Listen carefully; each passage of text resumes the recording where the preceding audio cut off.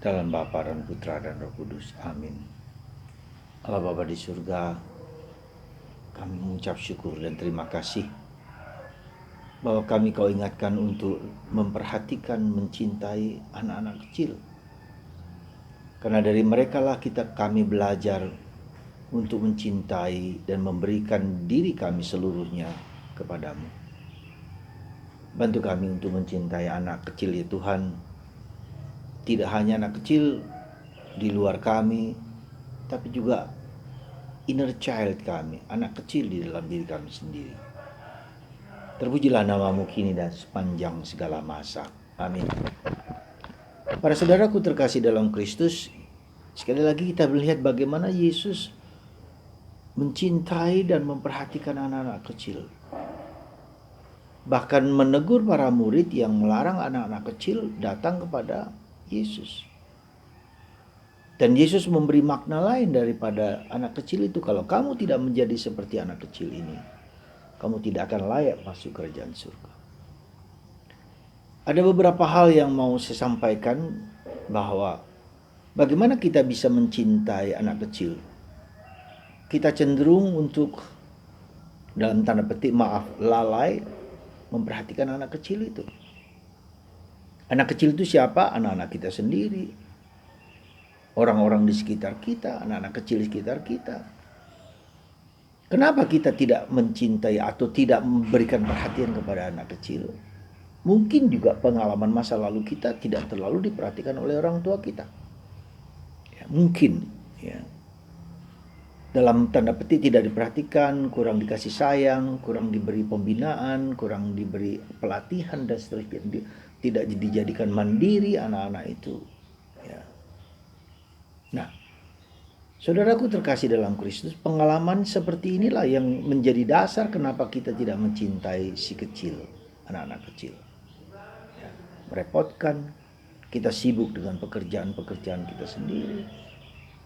Bahkan ada di medsos, anak-anak protes, jadi demo karena orang tua mereka sibuk dengan HP. Atau orang tua juga hanya memberikan HP kepada anak supaya anak itu tidak rewel. Dan ini sangat berbahaya. Sekali lagi sangat berbahaya. Karena kita tidak mendidik anak-anak untuk menemukan dunia mereka sendiri sekarang ini. Dan membiarkan mereka lepas bebas browsing apa yang mereka inginkan. Meskipun ya, HP. Jadi ada orang tua yang bijak sekali, hanya memberikan waktu HP pada saat tertentu, jam tertentu, dan itu pun didampingi oleh orang tua. Nah, itu yang pertama. Dan pengalaman akan pembinaan kita sejak kecil ini yang kurang itu menyebabkan apa yang saya katakan, yaitu inner child kita, si kecil kita yang dalam diri kita. Jadi ketika kita dewasa, setiap orang mempunyai inner child, kedirian kita yang masih ada di sana. Ketika inner child kita mengalami luka pada waktu masa lalu, bahkan dalam kandungan, itu mempengaruhi seluruh diri kita juga. Sekali lagi, saya mau menegaskan apa yang kita sebut dengan inner child. Kalau si kecil kita di masa kecil kita adalah dalam kandungan mendapatkan luka-luka yang besar, itu mempengaruhi kita sekarang ini. Ya, inner child. Ya, maka kita harus belajar menyembuhkan inner child dalam diri kita. Kegembiraan, sukacita seorang anak kecil itu juga, atau dalam diri kita, itu bersumber pada inner child kita yang gembira, yang suci, yang bersih, yang murni, ya. Dan itu, ya. Nah, maka kita bisa mengkoreksi, melihat diri kita sendiri. Bagaimana kita sekarang ini bergembira, sukacita, menyerahkan diri total kepada Tuhan. Sejauh mana kita mengalami kesulitan-kesulitan. Saya yakin itu bersumber dari pengalaman masa lalu dan pengalaman inner child kita yang belum bebas, belum merdeka di dalam diriku sendiri. Jadi saudaraku terkasih, langkah pertama yang harus kita lakukan adalah mengenali inner child kita, mendengarkan inner child kita, ya. Kemudian ingat-ingat masa lalu di mana kita harus belajar mengampuni, memaafkan, ya.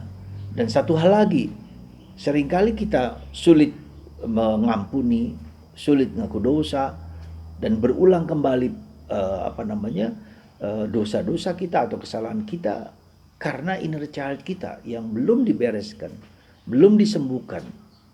Yang terluka itu bukan Julius besarnya, tetapi mungkin si Totok kecilnya ini yang terluka, yang harus disembuhkan. Dan ketika si Totok kecil ini berdamai dengan diri sendiri, reconcile dengan diri sendiri, diterima oleh diriku sendiri, bahkan diterima oleh Tuhan, hidupku akan menjadi berbeda. Ya. Maka mari kita berusaha untuk mengenal sisi ini dalam kehidupan kita. Yang kedua, ketika kita sudah mengenali diri kita, maka kita bisa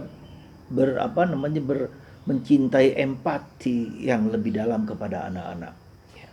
Dan itu penting, kenapa? Karena ketika masih anak-anak itu pikirannya masih polos, masih bersih, masih tulus, masih katakanlah tabula rasa. Maka ketika apa saja yang diberikan oleh orang tua kepada anak itu tertanam kuat dalam dirinya, dalam diri anak itu. Saya masih ingat ketika dulu masih kecil, katakanlah kelas 0 sampai kelas 2, saya sekolah negeri di kota kecil saya di Palembang sana. Sekolah negeri, ya lalu karena tidak ada pelajaran agama, maka saya diikutsertakan dalam pelajaran agama Islam. Dan apa yang terjadi sampai sekarang tertanam dalam diri saya azan Bismillahirrahmanirrahim.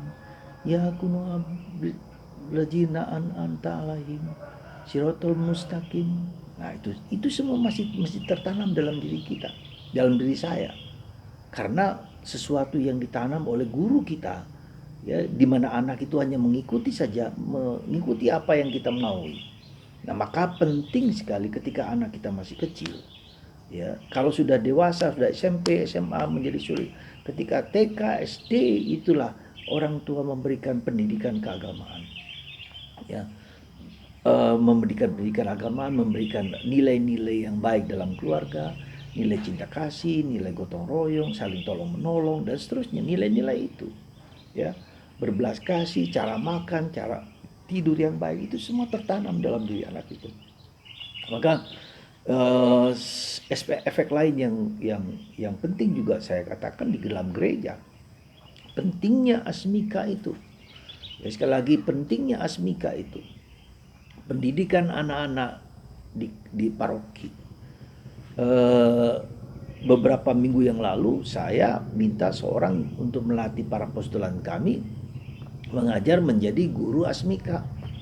Selama 4 hari mereka dididik, diberi pelatihan, mereka sendiri harus dilatih, diberi kepercayaan, diberi kekuatan, dan sekarang mereka hampir setiap minggu mengajar di asmika paroki Sidikalang, di salah satu stasi, 2 stasi dan seterusnya.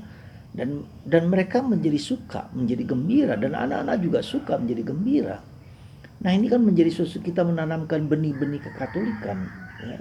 Kalau tidak, agama sebelah akan mencabut, ya, merampas, bukan hanya anak itu, tetapi merampas pikiran dan jiwa anak itu dengan hal-hal yang menurut mereka bagus. Beberapa hari yang lalu saya bertemu dengan seorang mantan guru, atau bukan guru, seorang guru ketika saya di Siantar, bertanya tentang anaknya, dan saya bertanya, siapa yang ngurus anakmu? Ada pembantu.